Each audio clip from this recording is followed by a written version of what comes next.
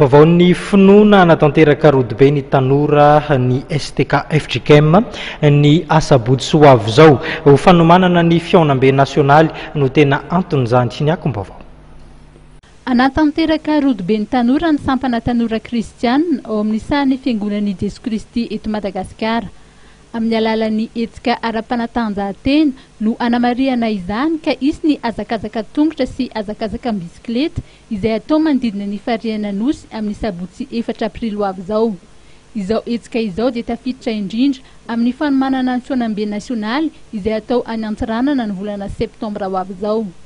Sampana tanora kristianina FJKM dia mikarakara hetsika ara-panatanjahantena izay ho tanterahana manodidina ny fariana nosy amin'ny sabotsy 4 aprily ho avy zao. Manomboka amin'ny 7 maraina ny fahatongavana ary izy io dia ho tanterahana amin'ny alalan'ny azakazaka tongotra sy azakazaka bisikileta.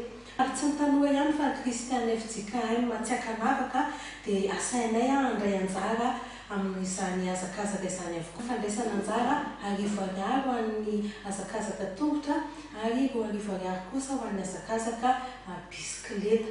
Dia manatona ho amin'ny FOB FJKM varavarana 170 sy 500 amin'ny fisoratana anarana. Na sanatria tsy afaka ianao mialohan'io andro io dia eny toerana kosa izahay mbola mandray ny sabotsy 4 aprily amin'ny 7 maraina eo anoloanan'ny tribonaly anosy. Koa azadino ary avana ny sabotsy 4 aprily amin'ny 7 maraina eo anosy eo anoloanan'ny tribonaly anosy. Isy ny Rodibe ny tanora izay ho tanterahana amin'ny alalan'ny azakazaka antongotra sy ny azakazaka bisikileta izay karakarain'ny sampana tanora kristianina FJKM. Efa manomboka ny fisoratana anarana ao amin'ny FOB FJKM sampana tanora kristianina izay misokatra ho an'ny olona rehetra raha teo ary mitoa ny sabotsy 4 aprily amin'ny 9 sasany maraina eny anosy izany fisoratana anarana izany.